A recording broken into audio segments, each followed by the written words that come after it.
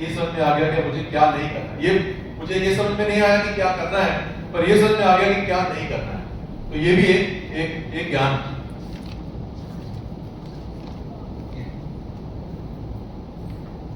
सो अब हम अपना जो दूसरा पार्ट है इस सत्र का वो हम शुरू करते हैं। So now we set the scene a little bit. Yes, तो अब हमने उसकी पृष्ठभूमि देख ली भगवद गीता की। Now we set also the mood in how we should actually understand the Gita. और हमने ये भी देखा कि हमारी क्या चेतनता होनी चाहिए जब हम भगवद गीता पढ़ें। So now it will be great. We will just read a little like a summary of each chapter, so then we get the storyline. So महाराज कह रहे हैं कि अब हम संक्षेप के अंदर भगवद गीता का हर एक अध्याय का सार समझने का प्रयास करेंगे। And from each chapter, then we can give 1-2 verses, just to actually understand the mood. तो हमें हर एक अध्याय से हम समझ पाएंगे कि उस अध्याय से भगवान हमें क्या कहते हैं। So in the chapter 1 of Bhagavad Gita, so जो observing the armies of the battlefield of Kurukshetra. तो जो भगवद गीता का जो पहला अध्याय है, अब उसका संक्षेप में पढ़ते हैं। Yes. So you want me to read the whole thing and you read the whole thing? So as the opposing armies stand poised for battle, Arjuna, the mighty warrior, sees the intimate relatives, teachers, and friends in both armies ready to fight and sacrifice their lives. Overcome by grief and pity, Arjuna fails in strength, and his mind becomes bewildered, and he gives up his determination to fight. तो हम देखते हैं कि दोनों सेनाओं के बीच में अर्जुन खड़े हैं और वो देखते हैं अपने शिक्षकों को, अपने गुरुओं को, सबको देखते हैं और देखते हैं कि दोनों के दोनों तरफ, दोनों योद्धा और गुरु दोनों तरफ अपना जान की कुर्बानी देने को तैयार है। तो इस समय एक देखते हुए उनके मन के अंदर थोड़ा वियोग उत्पन्न होता है और जो उनका शारीरिक बल है वो सारा उनके शरीर से जाता है और उनको लगता है कि मैं युद्ध नहीं करूँगा। So and then actually very nicely is illustrated the anxiety of Dhritarashtra in the first verse. तो इस अध्याय का जो पहला ही श्लोक है उसके अंदर धृतराष्ट्र की मनोवृत्ति कैसे है वो बताई गई। तो धृतराष्ट्र वाचा धर्मक्षेत्रे कुरुक्षेत्रे समावेताय सभः मामका पांडवश्चैव किम अकुर्वत Sanjaya. Dhritarashtra said, "O Sanjaya, after assembling in the place of pilgrimage at Kurukshetra, what did my sons and the sons of Pandu do, being desirous to fight?" तो ये भगवद गीता का पहला श्लोक है जिसमें धृतराष्ट्र कह रहे हैं कि हे संजय, धर्मभूमि कुरुक्षेत्र में युद्ध की इच्छा से एकत्र हुए मेरे तथा पांडवों के पुत्रों ने क्या किया। So this is now setting the scene for the whole fight. तो ये जो श्लोक है ये पूरे जो इस वक्त जो युद्ध हो रहा है उसका प्रसंग समझाता है। Chapter 2 of Bhagavad Gita. तो जो भगवद गीता का जो दूसरा श्लोक है, is दूसरा अध्याय है, the contents of the Bhagavad Gita summarized. तो जो भगवद गीता का सार इस अध्याय का नाम। So Arjuna submits to Lord Krishna as a disciple, and Krishna begins his teachings to Arjuna by explaining the fundamental distinction between the temporary material body and the eternal spiritual soul. The Lord explains the process of transmigration, the nature of self-service to the Supreme, and the characteristics of a self-realized person. तो इस अध्याय में जो अर्जुन है वो भगवान को शिष्य के रूप में अपने आप को समर्पित करते हैं और कृष्ण जो है वो हमारे इस अस्थायी भौतिक शरीर और जो आत्मा है उसके बीच का अंतर उसको समझा के शिक्षा शुरू करते हैं और भगवान बताते हैं किस तरह से कि जो आत्मा किस तरह से आत्मा का ज्ञान देते हैं और बताते हैं कि किस तरह से एक जो आत्म साक्षात्कारी व्यक्ति है उसके गुण क्या है। So, and now in the chapter, then Krishna explains Arjuna how he needs to be dhira, remain dhira. तो इसमें इस अध्याय में महाराज बता रहे हैं कि कृष्ण अर्जुन को बताते हैं किस तरह से उनको एक धीर पुरुष की तरह व्यवहार करना चाहिए, Not to get disturbed और विचलित नहीं होना चाहिए by the situation. कोई भी परिस्थिति हो। So and then again, so we have verse 214. Matra sparshastu kaunteya, sitoshnastu khadukhada, agama paino nityas, tam stitikshasva bharata. O son of Kunti, the non-permanent appearance of happiness and distress and their disappearance in due course are like the appearance and disappearance of winter and summer seasons. They arise from sense perception, all signs of Bharata, and one must learn to tolerate them without being disturbed. So ये श्लोक का अनुवाद है कि हे कुंती पुत्र, सुख तथा दुख क्षणिक उदय और कालक्रम में उनका अंतर्धान होना सर्दी और गर्मी की ऋतुओं के आने जाने के समान है। हे भरतवंशी, ये इंद्रिय बोध से उत्पन्न होते हैं और मनुष्य को चाहिए कि अविचल भाव से इनको सहन करना सीखे। So and we are progressing now to the third chapter, तो इसके बाद हम तीसरे अध्याय पे आते हैं, entitled Karma Yoga. इसका नाम है कर्म योग। So, everyone must engage in some sort of activity in this material world, but actions can either bind one to this world or liberate one from it. By acting for the pleasure of the Supreme, without selfish motives, one can be liberated from the law of karma, action and reaction, and attain transcendental knowledge of the Self and the Supreme. तो इस chapter का अध्याय का सार महाराज जी बोल रहे हैं कि प्रत्येक व्यक्ति को इस भौतिक संसार में किसी न किसी प्रक्रिया में या गतिविधि में अवश्य संलग्न होना चाहिए, लेकिन कर्म या तो इस संसार में किसी को बांध सकता है या वही कर्म उसे मुक्त भी कर सकता है। इसलिए बिना किसी स्वार्थ के भगवान की प्रसन्नता के लिए जो कार्य किया जाए वो व्यक्ति उस कर्म से मुक्त हो जाता है और स्वयं और भगवान का पारलौकिक ज्ञान प्राप्त हो सकता है। So, and then here we can give as an example actually of verse 321. तो इसमें तीसरे अध्याय का 21वां श्लोक का उदाहरण दे सकते हैं। Yat yat acharati shreshtas tat tat evetaro jana sayat para pramanam kurute lokastat anuvartate. Whatever action is performed by a great man, common men follow in his footsteps. And whatever standards he sets by exemplary acts, all the world pursues. So इस श्लोक का अनुवाद ये है कि एक महापुरुष जो आचरण करता है, सामान्य व्यक्ति उसी का अनुसरण करते हैं। वे अपने अनुसरणीय कार्यों से जो आदर्श प्रस्तुत करता है, संपूर्ण विश्व उसी का अनुसरण करता है। So here we should be very careful what we are doing.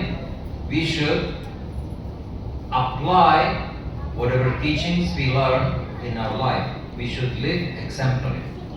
So ये श्लोक ये बताता है कि हमें जीवन एक उत्तम व्यक्ति की तरह दूसरों के लिए उदाहरण स्थापित करते हुए अपना जीवन जीना चाहिए। And we should follow those who live exemplary. और हमें ऐसे व्यक्तियों का अनुसरण करना चाहिए जो इस मापदंड से अपना जीवन जीते हैं। So follow the teachings of Krishna is the safest. तो इसमें से सबसे सरल तरीका यही है कि भगवान ने जो निर्देश दिए हैं भगवद गीता में उनका हम पालन करें। Okay, and then we move to the chapter 4, transcendental knowledge. तो अब हम जो अगला अध्याय है भगवद गीता का उस पे करते हैं।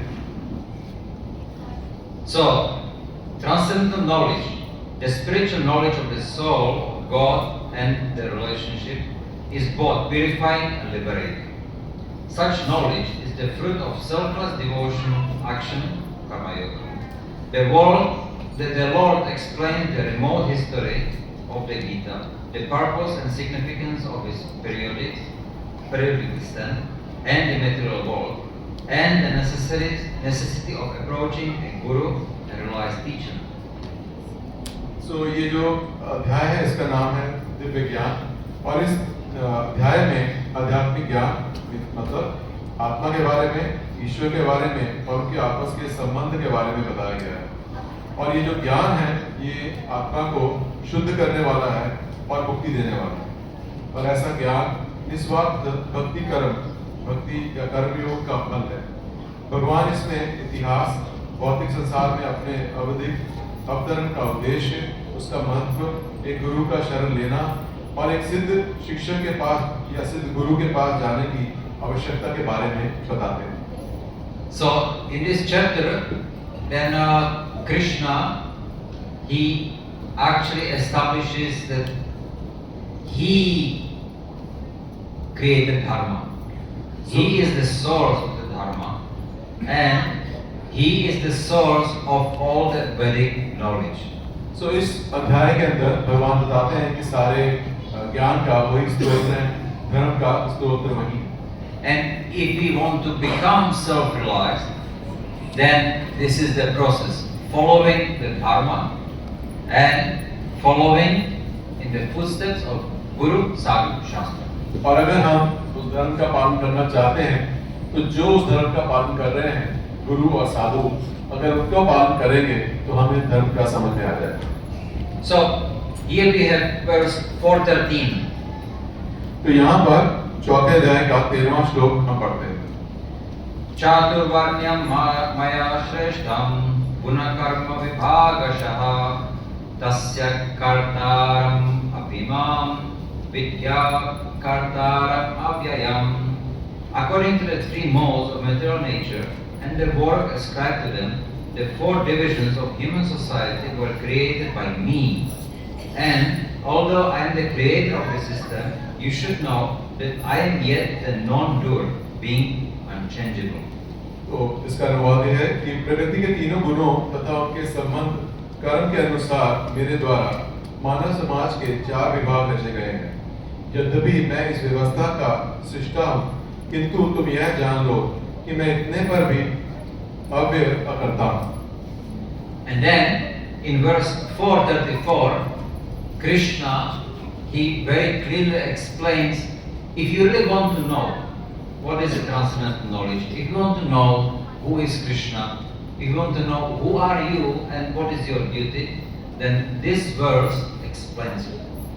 तो इसी अध्याय का महाराज जी दूसरा एक श्लोक का बोल रहे हैं कि चौथे अध्याय का 34वां श्लोक है, उसमें भगवान बताते हैं कि किस तरह से अगर आप भगवान के पास भगवान को जानना चाहते हैं, शास्त्रों को समझना चाहते हैं, तो किस तरह से आपको एक भगवान के भक्त के पास आना पड़ेगा और वो हमें इस सत्य का दर्शन करा सकते हैं। तद्विधि प्रणिपातेन परिप्रश्नेन सेवया उपरिक्षन्ति ते ज्ञानं ज्ञानिनस्तत्त्वदर्शिनः. Just try to learn the truth by approaching a spiritual master. Inquire from him submissively and render service unto him. The self-realized soul can impart knowledge unto you because he has seen the truth. तो इसका अनुवाद ये है कि तुम गुरु के पास जाकर सत्य को जानने का प्रयास करो, उनसे विनीत होकर जिज्ञासा करो और उनकी सेवा करो। स्वरूप सिद्ध व्यक्ति तुम्हें ज्ञान प्रदान कर सकते हैं क्योंकि उन्होंने सत्य का दर्शन किया। Now, this is very important verse. In fact, by some of the Mahatmas, this is considered the most important verse of Bhagavad Gita. So ये भगवद गीता का बहुत ही महत्वपूर्ण श्लोक है, बल्कि कुछ आचार्य ऐसे बोलते हैं कि ये भगवद गीता का सबसे महत्वपूर्ण श्लोक है। Because unless there is pranipata or sincerity, there is a pariprashna or inquiry, and there is a seva or service unto the spiritual master, we cannot come to know the truth. So जब तक ये 3 चीजें नहीं होगी, जो है प्रणिपात मतलब गुरु के पास जाना, उनको समर्पण करना, परिप्रश्नेन विनीत भाव से उनसे जिज्ञासा करनी और सेवा, जब तक उनकी हम सेवा नहीं करेंगे तब तक हमें जो परम सत्य का बारे में नहीं पता चलेगा। You see, and all three must be there. और ये तीनों के तीनों ही होने चाहिए। Remember Karna, he was doing excellent pariprashna, he was doing excellent seva, सो महाराज जी कर्ण का उदाहरण दे रहे हैं कि जो कर्ण है वो सारे कार्य भी ठीक से कर रहा था और मतलब प्रश्न भी कर रहा था और सेवा भी कर रहा था अपने गुरु की, to Parashuram. परशुराम की। But there was no pranipata. पर उसमें कोई समर्पण की भावना नहीं थी, प्रणिपात नहीं था। He wanted to do it for himself. वो ये सारा यश अपने यश के लिए कर रहा था And the result, he got cursed. और उसका नतीजा ये निकला कि उनको श्राप मिला। He did not please his guru. उनके कार्य से उनके जो गुरु हैं वो प्रसन्न नहीं हुए। So be careful about it. सो हमें बहुत ध्यान रखना चाहिए।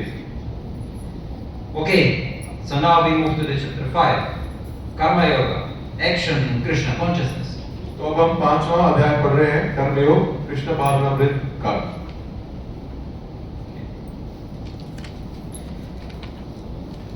Outwardly performing all actions, but inwardly renouncing their fruits, the wise man, purified by the fire of transcendental knowledge, attains peace, detachment, forbearance, spiritual vision, and bliss. सो बाहर से कर्म करते हुए पर भीतर से उनके फलों को त्याग कर दिव्य ज्ञान की अग्नि से शुद्ध होकर बुद्धिमान व्यक्ति शांति, वैराग्य, सहनशीलता, आध्यात्मिक दृष्टि और आनंद को प्राप्त होता है। ये इस 5वें अध्याय का सार है। So the Karma Yoga in the 3rd chapter was more focused on the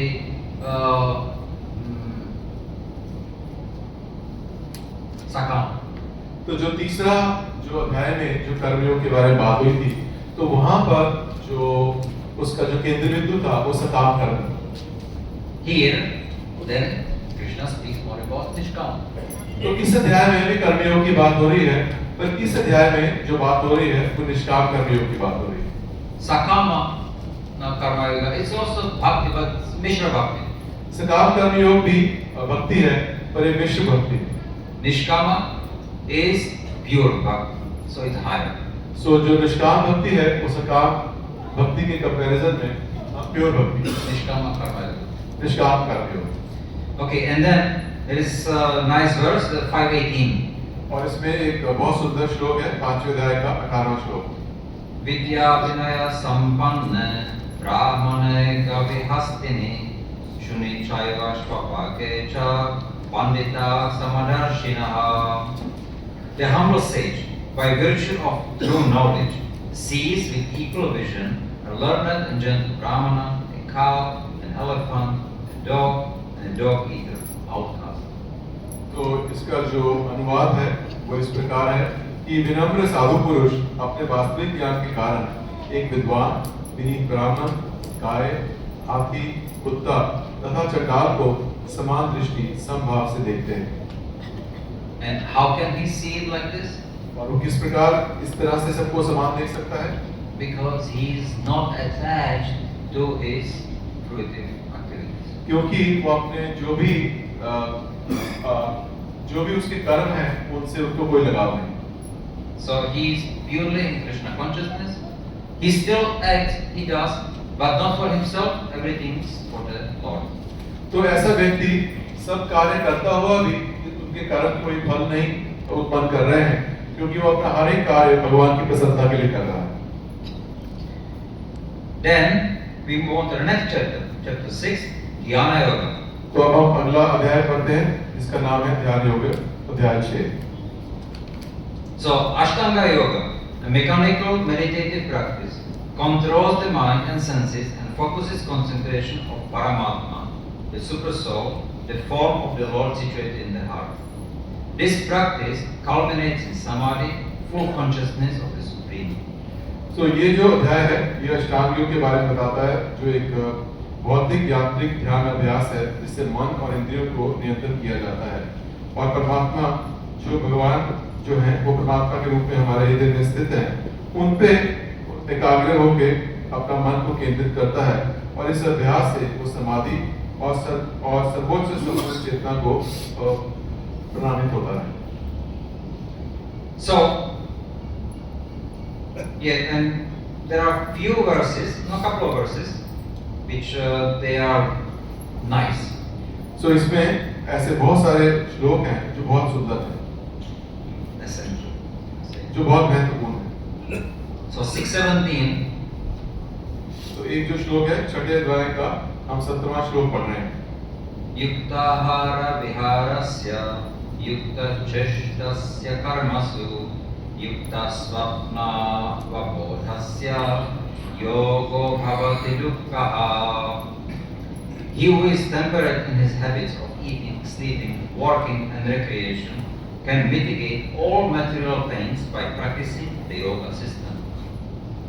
So, जो खाने, सोने, आमोद प्रमोद तथा काम करने की आदतों में नियमित रहता है, वह योगाभ्यास द्वारा समस्त भौतिक क्लेशों को नष्ट कर सकता है।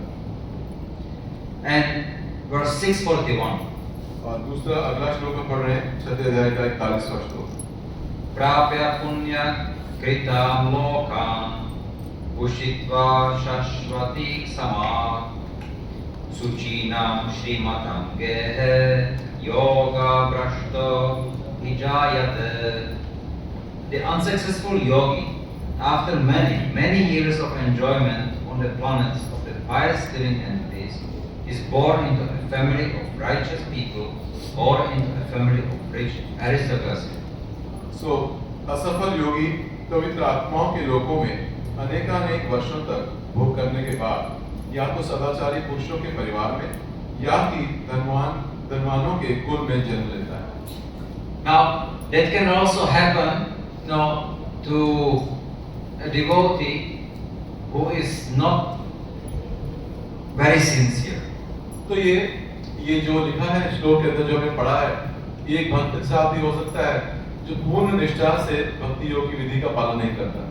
We may think, okay, I'll be a devotee, I'll do Sakama Karma Yoga, and it's okay. Next lifetime I will do better. तो एक भक्त ऐसे सोच सकता है कि ठीक है, मैं भक्ति का विधि अपनाता हूँ, मैं सारे कार्य करता हूँ और इस जन्म के अंदर मैं सकाम कर्म योग करता हूँ और अगला जो जन्म मिलेगा तब मैं निष्काम कर्म योग करूँ। So, this lifetime, take it easy. Next lifetime, okay, I'll be serious. तो इस जन्म में मैं जो भी मैं इंद्र तृप्ति करना चाहता हूँ वो मैं कर लेता हूँ और अगले जन्म में गंभीरता से मैं भक्ति योग का विधि का पालन करूँ। Because Krishna says, that unsuccessful yogi, he will take auspicious birth and he can continue in his activities. क्योंकि भगवान इस अध्याय में कह रहे हैं कि अगर कोई भक्ति योग में असफल भी हो जाए तो उसका किसी सदाचारी पुरुष या धनवान कुल में जन्म होता है। Now, there is a danger. पर इसमें एक खतरा है। See, how many people born in rich families become devotees? क्योंकि हम यहाँ पर लिखा है कि उसका धनवान कुल में जन्म होगा, पर हम अपने अनुभव से देख सकते हैं कि कितने धनी लोग ऐसे हैं जो भक्त बन जाते हैं। The temptation of the Sankirtanification, especially in this age, is so much that there is more chance that they will not be religious. तो क्योंकि इस युग के अंदर इंद्र तृप्ति के इतने साधन हैं, इस तरह से इंद्र तृप्ति ने हमें जकड़ा है कि उसके एक जो व्यक्ति जिसका धनी कुल में भी जन्म होता है, वो एक पवित्र कार्य करने की जगह वो एक गलत संगत में आसानी से पड़ सकता है। So it's not exactly a blessing. We should not take it easy. We should take it very seriously this lifetime. We have chance to go back to God this lifetime. तो हमें इसको ऐसा नहीं सोचना चाहिए क्योंकि भगवान ने बोला है कि अगला आपका धर्म किसी सदाचारी या धनवान कुल में होगा, तो वो इस चीज की गारंटी है कि हम अगले जन्म में भक्ति गंभीरता से करेंगे, बल्कि समझदारी इसमें है ये जो जन्म मिला है इसी में हम गंभीरता से भक्ति योग का पालन करें और इसी जन्म के बाद भगवान के धाम वापस जाने का प्रयास करें। Okay, and moving on to chapter 7, knowledge of the absolute. तो हम 7वें अध्याय पे आए हैं जिसका नाम है भगवत ज्ञान। Lord Krishna is the supreme truth, the supreme cause and sustaining force of everything, both material and spiritual. Advanced souls surrender unto him in devotion, whereas impious souls divert their minds to other objects of worship. तो ये जो अध्याय है इसमें बताया गया है कि भगवान श्री कृष्ण सर्वोच्च सत्य हैं और भौतिक और धार्मिक दोनों ही वस्तुएं जो हैं उनके जो सर्वोच्च कारण और जो शक्ति हैं वो भगवान है। और किस तरह से उन्नत आत्माएं भक्ति पूर्वक उनके प्रति समर्पित हो जाती हैं, बल्कि जो अपवित्र आत्माएं हैं वो अपने मन को अन्य वस्तुओं की पूजा की तरफ मोड़ लेती हैं। And here is nice verse 7:3. Manushyanam sahasreshu kaschit yatati siddhaye yatatam abhisiddhanam kaschim mam veti tattvataha. Out of many thousands among men, one may endeavor for perfection, and of those who have achieved perfection, hardly one knows me in truth. तो ये जो 7वें अध्याय का तीसरा श्लोक है, इसका अनुवाद है कि कई हजार पुरुषों में से कोई एक सिद्धि के लिए प्रयत्नशील होता है। इस तरह सिद्धि प्राप्त करने वालों में से कोई बिरला ही मुझे वास्तव में जान पाता है। So we should try to be the one of thousands to try to know Krishna really in truth. तो जैसे इस श्लोक में लिखा है, उन हजारों में से कोई एक बिरला ही होता है, तो महाराज जी कह रहे हैं उन हजारों में से एक बनने का प्रयास हमें करना चाहिए। If we desire to come to know Krishna, Krishna can reveal himself to us. तो अगर हमारे मन में ये एक तीव्र इच्छा होगी कि हम भगवान को जानना चाहते हैं, तो भगवान हमें अंदर से प्रेरणा देंगे कि किस तरह से हम भगवान को जान सकते हैं। We cannot understand Krishna or to come to know Krishna by our own endeavor. तो अपने प्रयास से हम भगवान के बारे में या भगवान को नहीं समझ सकते। Okay, then chapter 8, तो हम 8वें अध्याय पे आते हैं। Attaining the Supreme. इसका नाम है भगवत प्राप्ति। By remembering Lord Krishna in devotion throughout one's life, and especially at the time of death, one can attain to his supreme goal beyond the material world. तो इस अध्याय का सार यह है कि जीवन भर और विशेष रूप से मृत्यु के समय अगर हम भगवान कृष्ण को भक्ति पूर्वक याद करने से व्यक्ति भौतिक संसार से परे उनके परम धाम को प्राप्त हो सकता है। So and then couple of verses. So 8:6. Yam yam vapi smaran bhavam yajatyante kalevaram tam tam evaiti kaunteya sada tat bhava bhavitaha. Whatever state of being one remembers when he quits his body, that state he will attain without fail. तो इस श्लोक का अनुवाद कि हे कुंती पुत्र, शरीर त्याग के समय मनुष्य जिस भाव का स्मरण करता है वह उस भाव को निश्चित रूप से प्राप्त होता है। And the next verse 8:7. Tasmat sarveshu kaleshu mam anusmara yudhyacha maya pita mano buddhir mam evaishyasya asamshaya. Therefore, Arjuna, you should always think of me in the form of Krishna and at the same time carry out your prescribed duty of fighting. With your activities dedicated to me and your mind and intelligence fixed on me, you will attain me without doubt. तो ये उससे अगला श्लोक पढ़ रहे हैं, 8वें अध्याय का 7वां श्लोक। इसका अनुवाद है, अतएव हे अर्जुन, तुम सदैव कृष्ण रूप में मेरा चिंतन करना चाहिए और साथ ही युद्ध करने के कर्तव्य को भी पूरा करना चाहिए। अपने कर्मों को मुझे समर्पित करके तथा अपने मन एवं बुद्धि को मुझ में स्थिर करके तुम निश्चित रूप से मुझको प्राप्त कर सको। So that this instruction, even though it's addressed to Arjuna, but it's for all of us. तो ये जो निर्देश महाराज बोल रहे हैं कि ये जो अर्जुन को दिया है, ये दिया बोला तो अर्जुन को है, पर ये हम सब पे लागू होता है। And everybody has the free will to follow or not. और हमारी सबकी एक स्वेच्छा है कि हम इसका पालन करें चाहे ना करें। Okay, chapter 9, the most confidential knowledge. तो 9वें अध्याय पे आते हैं, परम गुह्य ज्ञान। Lord Krishna is the supreme Godhead and the supreme object of worship. The soul is eternally related to Him through transcendental devotional service, bhakti. By reviving one's pure devotion, one returns to Krishna in the spiritual realm. तो इस अध्याय का सार ये है कि भगवान श्री कृष्ण परम परमेश्वर हैं और हरेक के पूजा के सर्वोच्च वस्तु हैं और दिव्य भक्ति के द्वारा इसके माध्यम से जो आत्मा है वो हमेशा भगवान के साथ जुड़ी रहती है और शुद्ध भक्ति के द्वारा ये जो हमारा जो कनेक्शन है भगवान से और उनके धाम से वो पुनर्स्थापित हो पाता है और जो आत्मा है भगवान के धाम में वापस लौट जाती है। See, one thing we should understand that nobody can make anybody Krishna conscious. I cannot make anybody Krishna conscious. तो हमें ये बात समझनी चाहिए कि कोई भी किसी दूसरे को भक्त नहीं बना सकता, Nor you can. No. You cannot make also anybody Krishna conscious. और आप किसी और दूसरे को भी भक्त नहीं बना सकते।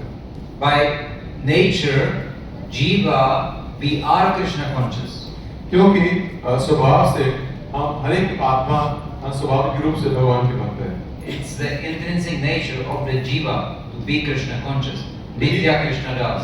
तो ये नित्य कृष्ण दास ये हर एक आत्मा का स्वभाव है। But we forgot about it. पर इस अपने स्वरूप को नित्य स्वरूप को हम भूल चुके हैं। So all we can do to be reminded. तो हम इसका एक ही हल है कि किसी तरह से हमें इस अपने स्वरूप की पुनः स्मृति हो। When we are reminded, then the Krishna consciousness is revived. तो जब हमें इसका स्मरण होता है, इसकी चेतना होती है, इसका बोध होता है, तो तब जो आत्मा है वो भगवान के भक्त बन जाता है। And a verse to illustrate it, 934. तो ये जो एक श्लोक 9वें अध्याय का 34वां श्लोक हम पढ़ रहे हैं जो इसको स्थापित करता है। Manmana bhava madbhakto madhyaji mam namaskuru mam evaishyasi yukta ivam atmanam parayanaha.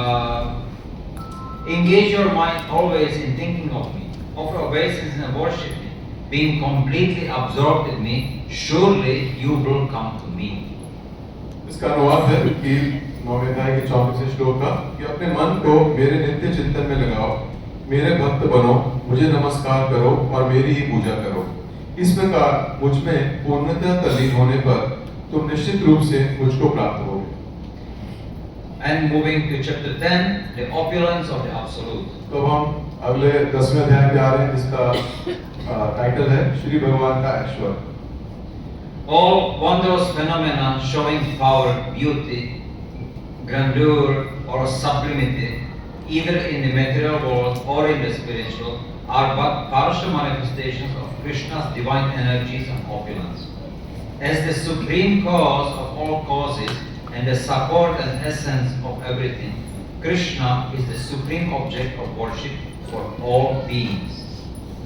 So, जितनी भी शक्तियाँ, सौंदर्य, भव्यता, उदारता दिखने वाली जो भी इस तरह की चीजें हैं, चाहे वो भौतिक जगत में हो चाहे आध्यात्मिक में, वो भगवान की दिव्य शक्तियाँ हैं और उनके ऐश्वर्य की आंशिक अभिव्यक्तियाँ हैं। सभी कारणों के सर्वोच्च कारण और हर एक वस्तु के सार के रूप में कृष्ण सभी प्राणियों के लिए पूजा की सर्वोच्च वस्तु। So, Krishna is trying to tell us that we should desire to know Krishna. So, इस अध्याय के अंदर भगवान हमें प्रेरणा देते हैं कि हमारे अंदर इच्छा प्रकट हो कि भगवान को जानना चाहते हैं। Because actually our desire is the only thing which we have under control. Actually हमारी कंट्रोल के अंदर केवल एक ही वस्तु है, वो है इच्छा करना। Everything else is under control of Krishna. बाकी सब चीजें कृष्ण के नियंत्रण में हैं। This body, not being the subtle body or gross body, all the material existence, everything is under Krishna's control. तो जो भी चाहे वो स्थूल शरीर हो, चाहे वो सूक्ष्म शरीर हो, हर एक वस्तु जड़ या चेतन वो भगवान के नियंत्रण में है। So, if we desire to know Krishna, then Krishna, he will reveal himself to us. So अगर हम इस चीज की तीव्र इच्छा करेंगे कि हम भगवान के बारे में जानना चाहते हैं, तो भगवान अपने आप को हमारे हृदय में अपने आप को प्रकट करेंगे। So there is nice verse, no, 10:10. तो ये बहुत अच्छा श्लोक है 10वें अध्याय का 10वां श्लोक। Tesham satata yuktanam bhajatam pritipurvakam dadami buddhi yogam tam yena mam payantita. To those who are constantly devoted and worship me with love, I give them the understanding by which they can come to me.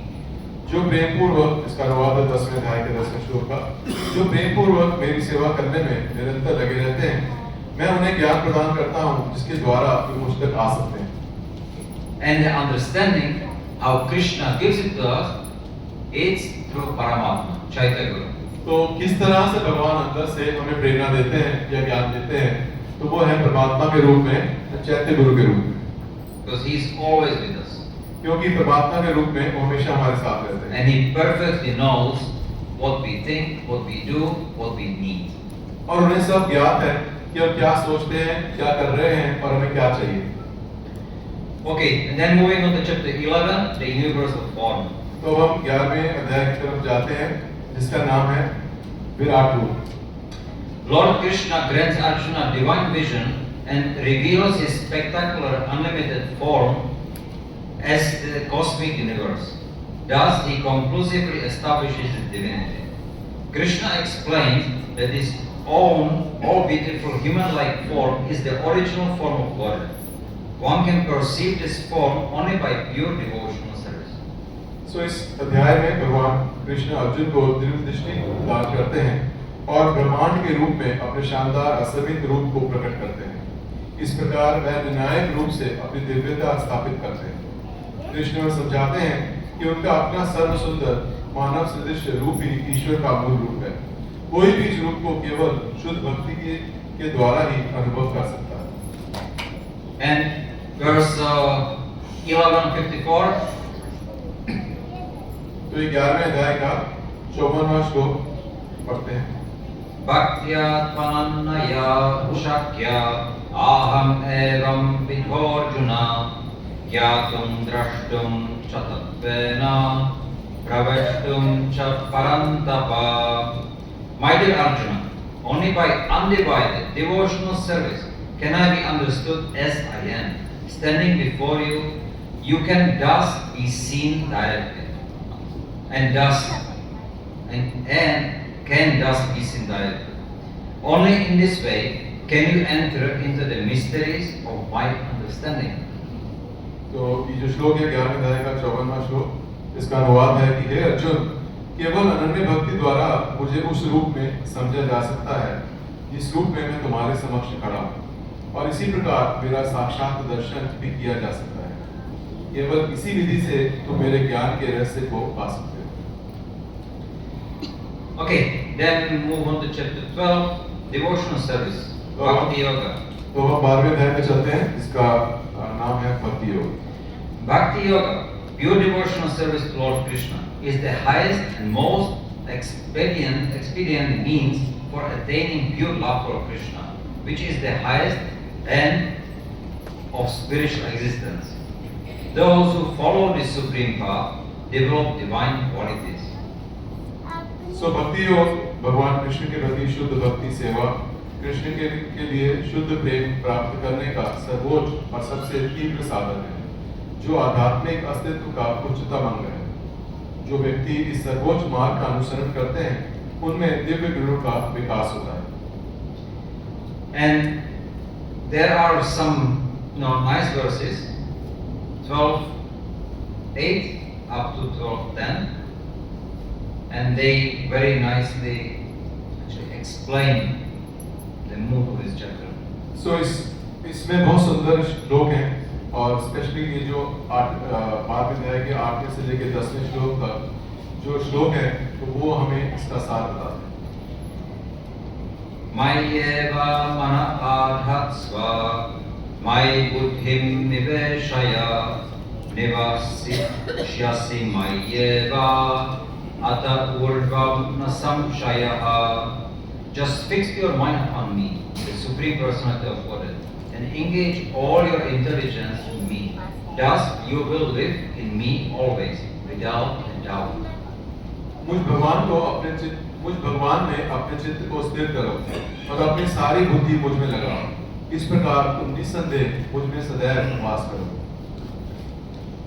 12:9 Ata chittam samadhatum na shaknoshi mayi sthiram abhyasa yogena tato mam ichaptum dhananjaya.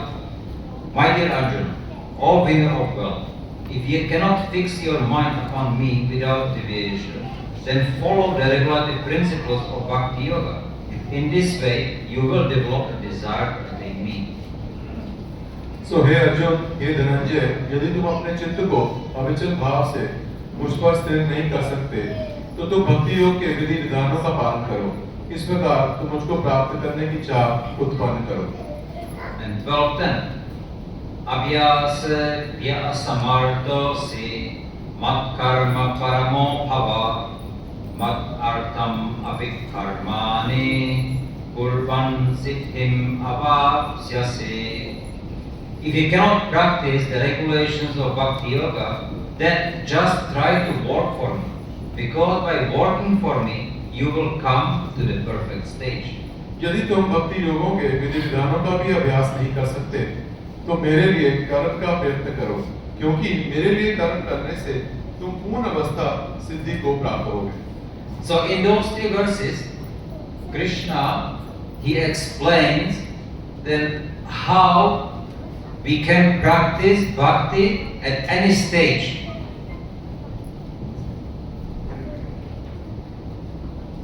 In these 3 verses, then Krishna explains very clearly how we can practice bhakti at any stage. सो इन तीनों श्लोकों में भगवान बताते हैं कि चाहे हम किसी भी स्तर के ऊपर हों, अलग अलग स्तर पे रहते हुए भी हम भक्ति योग का पालन कर सकते हैं।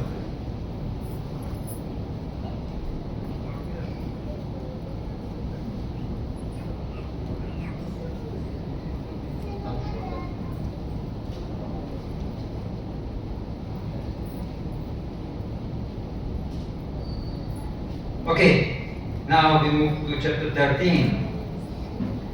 तो अब 13वें अध्याय में चलते हैं। The nature, the enjoyer and consciousness. ये जो 13वां अध्याय है, इसका नाम है प्रकृति, पुरुष और चेतना। One who understands the difference between the body, the soul and the super soul, beyond them, both attains liberation from this material world. तो इस अध्याय का सार यह है कि जो व्यक्ति शरीर, आत्मा और इन दोनों से परे परमात्मा के बीच का अंतर समझ जाता है, उसे इस भौतिक संसार से मुक्ति मिल जाती है।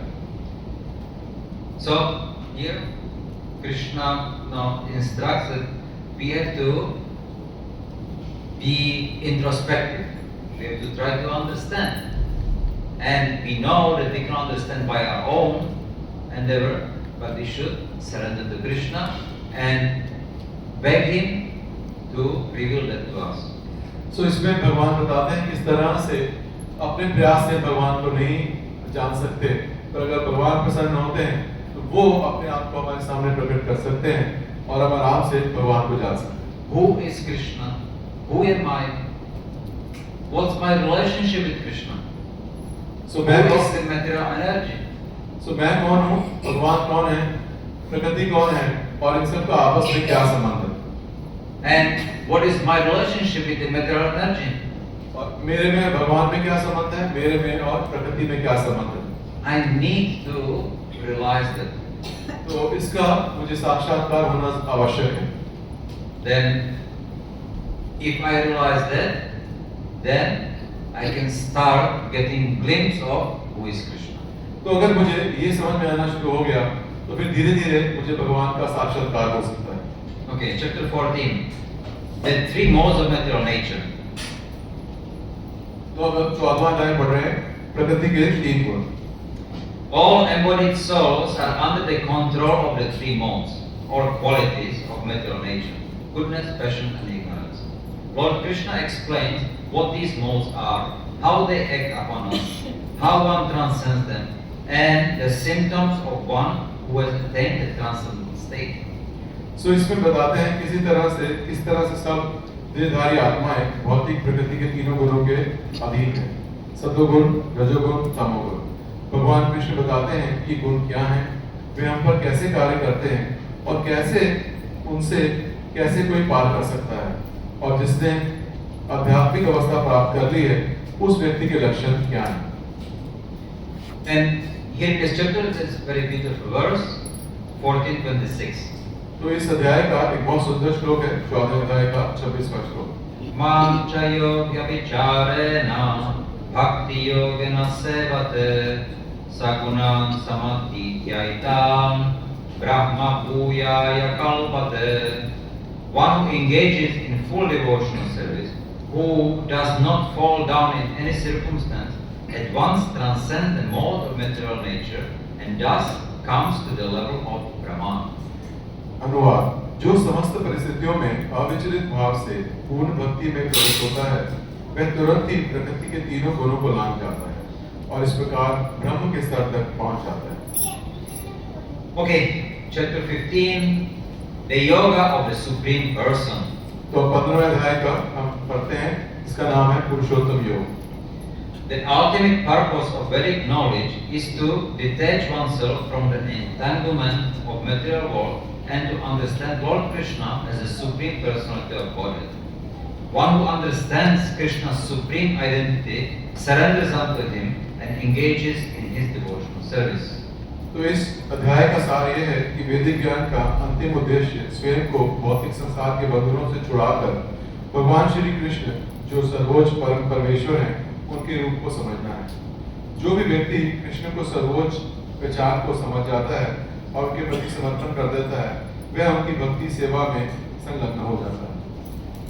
And to illustrate it again, very nice verse, 15:15. तो ये इसका 15वें अध्याय का जो 15वां श्लोक है, जो हमने सार पढ़ा, वो इसको दर्शाता है. सर्वस्य चाहं हृदि सन्निविष्टो मतः स्मृति ज्ञानम् अपोहनं च वेदैश्च सर्वैः अहमेव वेद्यो वेदान्तकृत् वेदविद् एव चाहम्. I am seated in everyone's heart, and from me comes remembrance, knowledge, and forgetfulness. By all the Vedas, I am to be known. Indeed, I am the compiler of the Vedanta, and I am the knower of the Vedas. इसका अनुवाद है, मैं प्रत्येक जीव के हृदय में आसीन हूँ और मुझसे ही स्मृति, ज्ञान और विस्मृति होती है. मैं ही वेदों के द्वारा जानने योग्य हूँ. निसंदेह मैं वेदांत का संकलन करता तथा समस्त वेदों को जानने वाला. Then, okay, moving to chapter 16, the divine and demoniac natures. तो हम अगले अध्याय में आते हैं, 16वां अध्याय, जिसका टाइटल है देवी और आसुरिक स्वभाव. Those who possess demoniac qualities and who live whimsically without following the regulations of scriptures attain lower birth and further material bondage. But those who possess divine qualities and live regulated lives, abiding by scriptural authority, gradually attain spiritual perfection. तो जो लोग आसुरी गुणों से युक्त होते हैं और जो शास्त्र के नियमों का पालन किए बिना अपनी मर्जी से जीवन जीते हैं, उन्हें निम्न योनियां और आगे भौतिक बंधन प्राप्त होते हैं. लेकिन जो लोग दैविक गुण रखते हैं और शास्त्र के अधिकार का पालन करते हुए नियमित जीवन जीते हैं, वे धीरे धीरे आध्यात्मिक पूर्णता को प्राप्त होते हैं. Chapter 17, the divisions of faith. तो अगला अध्याय 17वां अध्याय, जिसका टाइटल है श्रद्धा के विभाग. There are three types of faith corresponding to and evolving from the three modes of material nature. Acts performed by those whose faith is in passion and ignorance yield only impermanent material results, whereas acts performed in goodness, in accord with scriptural injunctions, purify the heart and lead to pure faith in Lord Krishna, devotion to Him.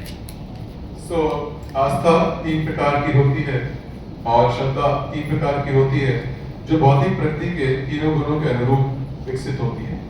जिन लोगों का विश्वास रजोगुण और तमोगुण में है, उनके द्वारा किए गए कार्य केवल अस्थायी और भौतिक परिणाम देते हैं, जबकि शास्त्र के आदेशों के अनुसार सतोगुण में किए गए कार्य हृदय को शुद्ध करते हैं और भगवान कृष्ण में शुद्ध श्रद्धा और उनकी भक्ति की ओर लेके जाते हैं. So and then we are coming to the last chapter of Bhagavad Gita, chapter 18, conclusion, the perfection of pronunciation. तो इस तरह से अब हम भगवद गीता के आखिरी अध्याय 18वें अध्याय पे आते हैं, जिसका नाम है उपसंहार संन्यास की सिद्धि. So Here, Krishna explained the meaning of renunciation and the effects of the modes of nature on human consciousness and activity. He explained Brahman realization, the glories of the Bhagavad Gita, the ultimate conclusion of the Gita, the highest path of religion is absolute, unconditional loving surrender unto Lord Krishna, which frees one from all sins, brings one to complete enlightenment, and enables one to return to Krishna's eternal spiritual abode.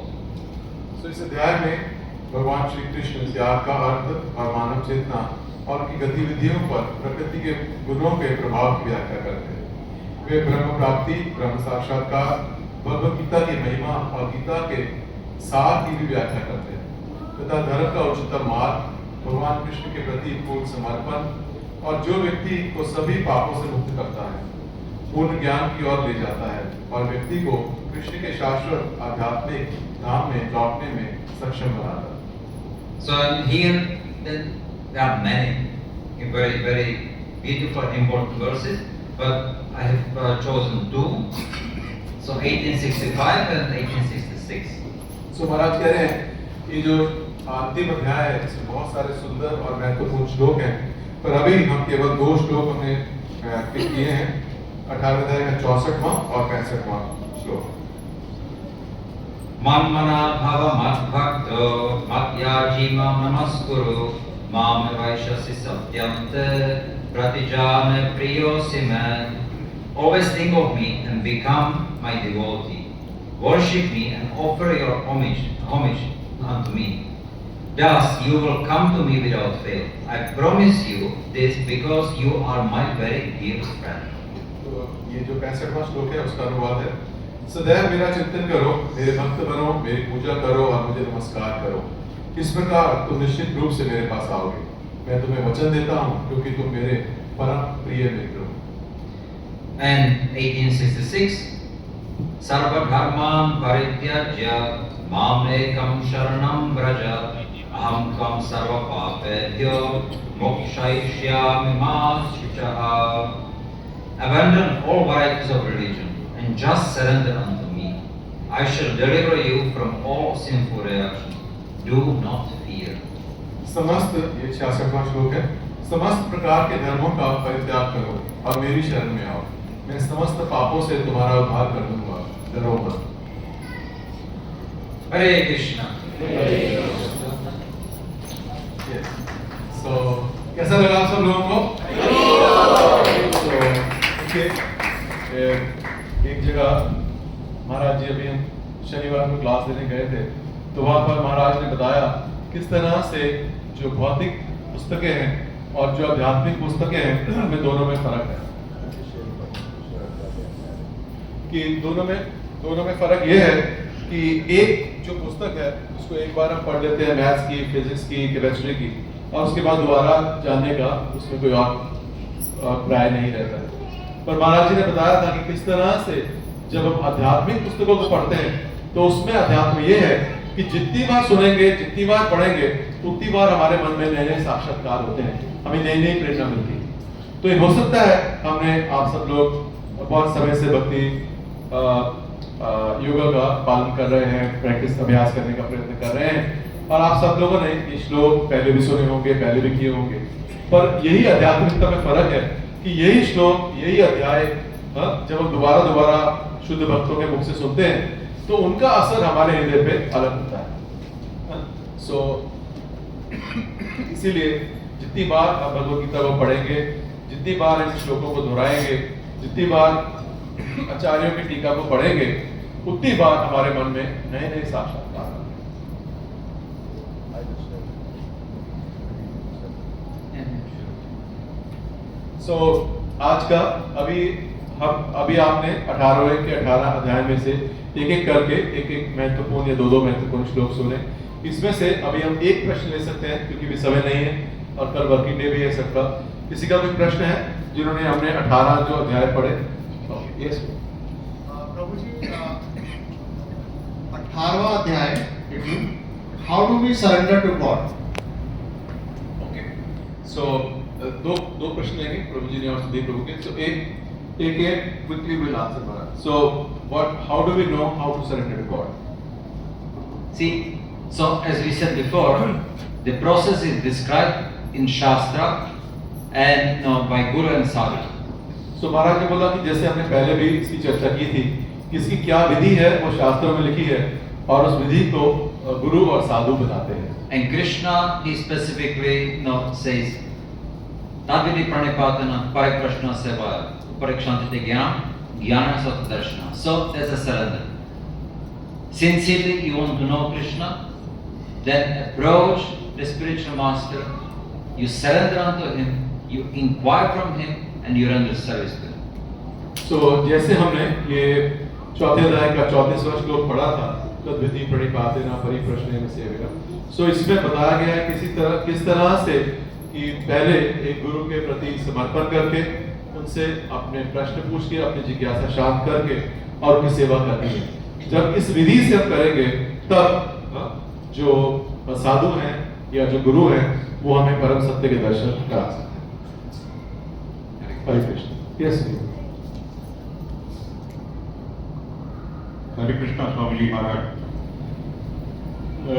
मैं पूछना चाहता हूँ कि तो अनन्य भक्ति क्या, और दूसरा ये कि अविचलित रूप से भगवान को कैसे कंसंट्रेट किया.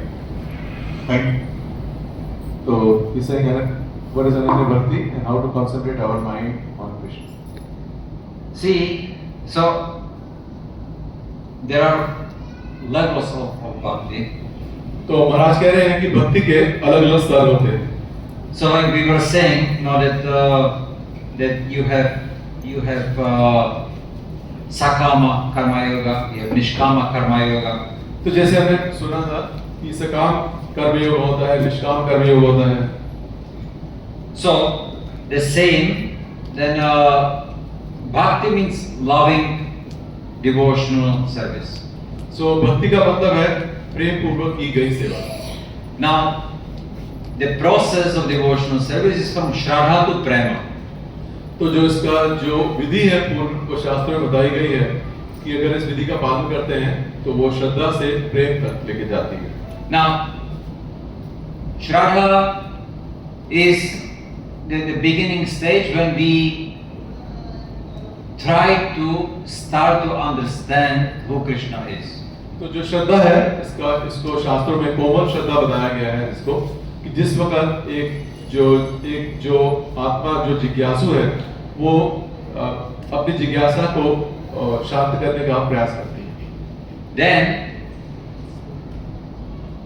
the stage is sadhu sangha, bhajana kriya, anartha nivritti, nishtha ruchi, bhava and prema. Prema is nothing else than absolute shraddha. So इस तरह ये अलग अलग भक्ति के स्तर हैं कि श्रद्धा साधु संग, भजन क्रिया, अनर्थ निवृत्ति, निष्ठा, रुचि, आसक्ति, भाव और प्रेम. तो ये जो 9 स्तर हैं महाराज बता रहे हैं कि इसमें जो प्रेम का जो अंतिम स्तर है वो उस स्तर का मतलब है कि 100% श्रद्धा. So then when we are on the top stage, when the devotee actually achieves prema, he is fully surrendered to the Lord. तो जब एक भक्त जो है या जो एक साधक है जब वो प्रेम के स्तर पे आ जाता है तो उसकी श्रद्धा पूर्ण हो जाती है. And this is the pure devotional service. तो इसी को जो है शुद्ध भक्ति कहा जाता है. So Ananya Bhakti. तो इसी को अनन्य भक्ति भी बोलते हैं. So we are trying to achieve this. तो हम वहां पर उस स्तर पे पहुंचने का प्रयास कर रहे हैं सब लोग. हरे कृष्ण. Hare Krishna. सो आप सब लोगों का बहुत बहुत धन्यवाद. तो आपने महाराज जी के मुकम्मलों से सारा भगवद गीता का सार सुना और पहले सत्र के अंदर कैसे उसकी महत्व सुना कि उसका महत्व कितना है, और दूसरे में हमने एक श्लोक लेके महाराज जी ने हमें उसका सार बताया. तो आप सब लोगों से आज जो कि प्रार्थना है कि हर रोज़ भगवद गीता पढ़िए.